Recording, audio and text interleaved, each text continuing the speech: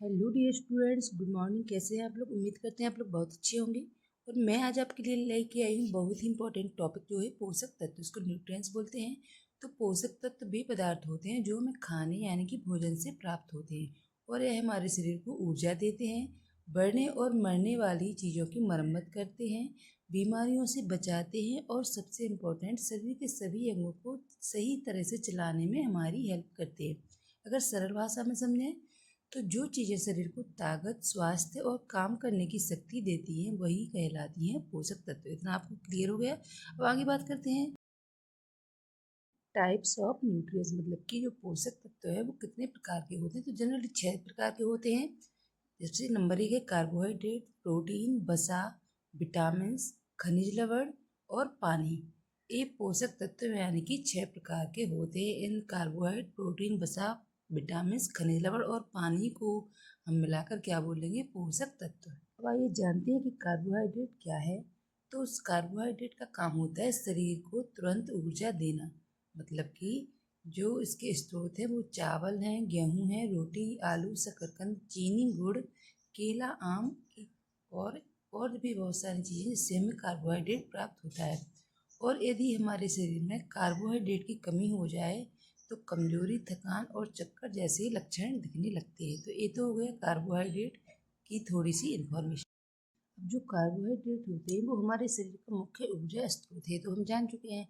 हम जो भी शारीरिक कार्य करते हैं, जैसे कि चलना हुआ, पढ़ना, सोचना से लेकर खेल तक, उसके लिए ऊर्जा ज़्यादातर कार्बोहाइड्रेट से ही प्राप्त होती है। आपने देखा होगा कि जो खिलाड़ी होते हैं, जब वो खेलते समय उनको तुरंत एनर्जी की आवश्यकता होती है तो वो ग्लूकोज ले लेते हैं ना। इसके बाद क्या है कि जो ऊर्जा ज़्यादातर कार्बोहाइड्रेट से ही मिलती है।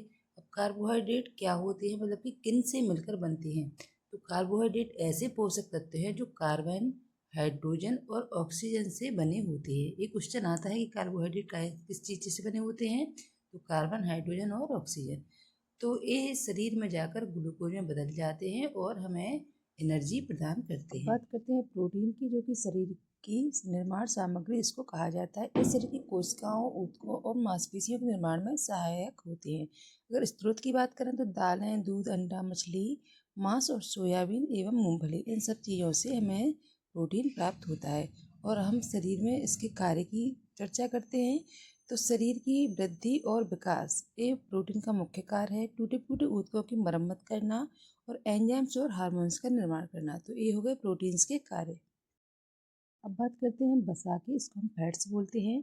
तो वसा ऊर्जा का सघन स्रोत होता है। यह शरीर को अधिक समय तक ऊर्जा प्रदान करता है। इसके स्रोत की बात करें तो घी, मक्खन, तेल, सूखे मेवे और बीज से हमें वसा प्राप्त होता है।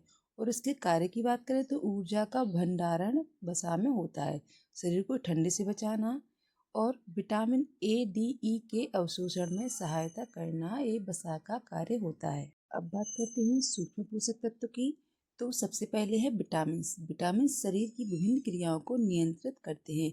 अगर विटामिन प्रमुख कौन कौन से हैं, उनके क्या कार्य हैं? तो विटामिन ए, जो कि आंखों की रोशनी के लिए इम्पोर्टेंट है। विटामिन बी समूह, इसमें बहुत सारे विटामिन आते हैं, जैसे कि विटामिन B1 हुआ, B2 हुआ, B3, इस टाइप से B12 तक विटामिन आदि में एक समूह होता है उनका। फिर है विटामिन सी, जो कि रोग प्रतिरोधक क्षमता को बढ़ाता है। विटामिन डी हड्डियों को मजबूत बनाता है। और विटामिन ई त्वचा की और कोशिकाओं की रक्षा करता है। विटामिन के की बात करें तो रक्त के थक्के जमाने में हेल्प करता है। बात करते हैं वाटर यानी कि जल की, जो कि मुख्य पोषक तत्व है। इसको जीवन का आधार कहा जाता है। मानव शरीर का लगभग 60 से 70% भाग जल से बना होता है। इसके कार्य की बात करें तो तापमान को यानी कि टेम्परेचर को नियंत्रित करता है, पाचन और सर्जन में सहायता करता है और पोषक तत्वों का परिवहन करता है। अब बात करते हैं रेशा यानी कि फाइबर्स की। तो रेशा पाचन तंत्र को स्वस्थ रखने में सहायक होता है। स्रोत की बात करें तो फल, सब्जियां, साबुत अनाज, इससे रेशा प्राप्त होता है। अब कार्य की बात करें तो एक कब्ज से बचाव करता है और पाचन क्रिया को सुचारू रूप से बनाना रेशा यानी कि फाइबर्स का कार्य होता है। आज की वीडियो यहीं समाप्त करते हैं। अगर ये वीडियो आपको पसंद आई हो तो चैनल को सब्सक्राइब कीजिए, वीडियो को लाइक कीजिए। Thank you.